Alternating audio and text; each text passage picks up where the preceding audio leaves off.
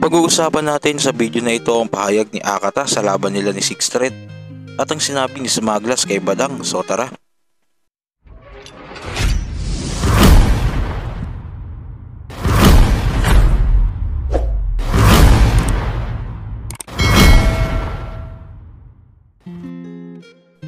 Pinakita na naman ni Smaglas ang angas niya sa ibabaw ng stage nang sumampa ito sa lugar ng Baguio at kinanta ang team song ng Batang Quiapo. Pero sa di inaasahan, muli na naman siyang nahulog sa stage. Bago natin panoodin ang video na ito, balikan natin ang bagya ang nangyari bago dito. Maalalang taong 2012, nakalaban ni Smaglas sa Apex at sa round 2 nga ni Smaglas ay nahulog siya. Sa kabila ng pagkahulog niya ay nakuha niya pa din ang panalo. Dati ang mga di pinangaral ng mga magulang sa gawa teacher mo! Simpleng pang contest ka lang naman dati.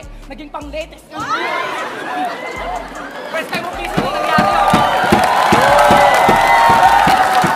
Smaglas, pwede ba magsalita ka ng banayad? Atras ka ng atras para ka may sayad. Nalaglag ka sa stage! Talo ka na kagad! Fast forward tayo taong 2023 sa lugar ng Music Museum. Itong nakaraang taon lang. Hindi naman nahulog ang idol natin, pero nanira naman ito ng gamit sa stage.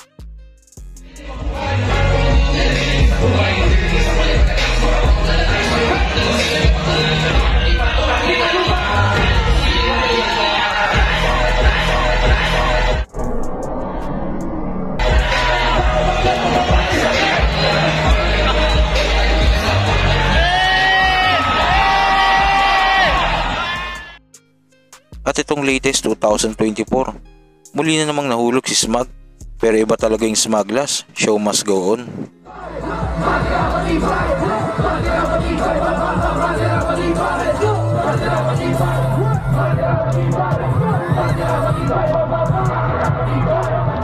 Dalawang beses na yan!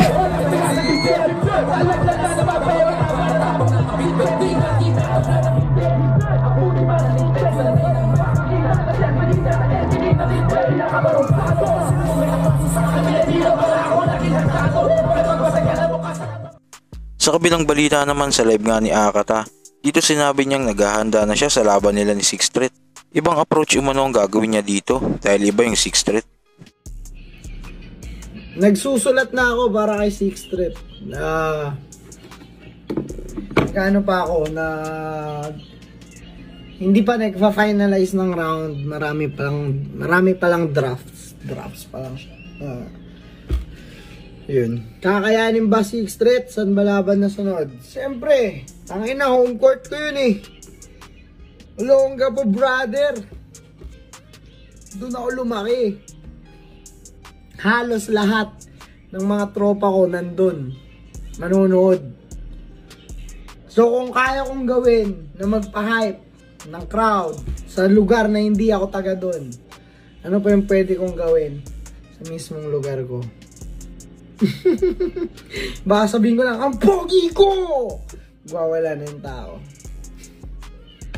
Overrated na eh. Pero syempre hindi ako magpapabaya sa pagsusulat, no? Kalidad ko pa rin yung usapan pagdating doon, kaya hindi ako basta-basta pwedeng bahala na.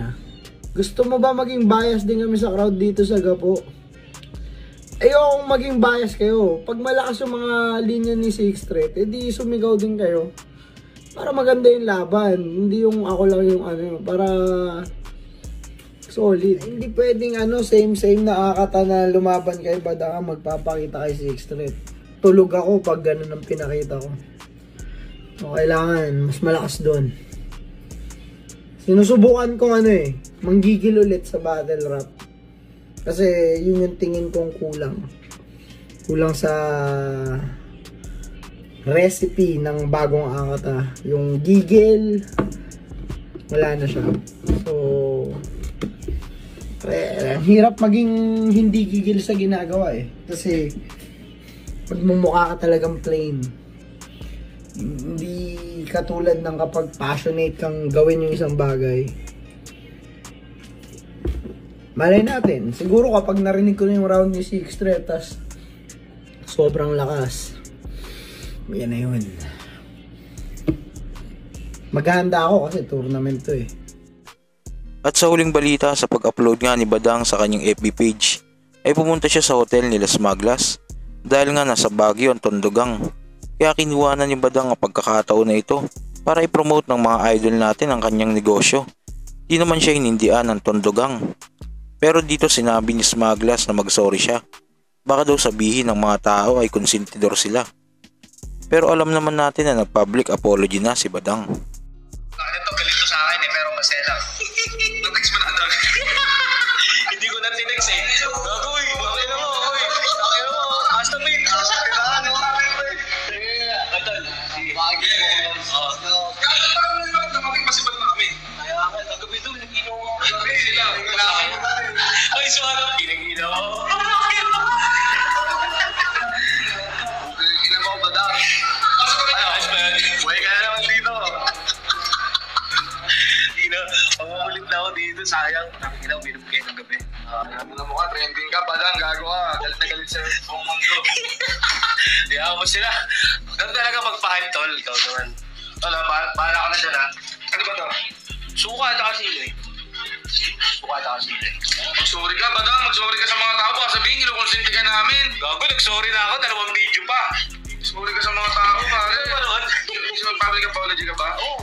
Napanood ko sa'yo. Pare, Badang eh, makulit. Hindi, gano'n lang ha. Dalang sa battle load, kaya ako nilabas yun.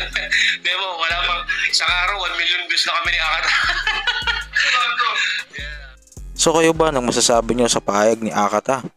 Tingin nyo ba kayang talunin ng isang Akata ang solidong 6th Street? Kung ano man ang sa loobin mo ay comment mo lang yan sa baba na mapag-usapan natin yan. So yun lang, God bless. Yung nanay mong kulang-kulang sa adjustment, malaki din ang ambag sa yung personality fragment. Kaya wag kang maging bias when it comes to your issues with attachment. Wag mong isisi na lang lahat sa kung sino yung absent. Title ng yung kanta, This is to Papa. Puta! Kailangan mo grammar enhancement. Dinidis mo ba yung papa pareho lang naman kayong palpak, men. Matik lagi pag tiga norte yung hinahain undefeated to doon, di mo maitatanggi. Kain pag made in Luzon, pati iyong partner pre, nagsawa lang sa bulkachong, pares na yung kinakarne.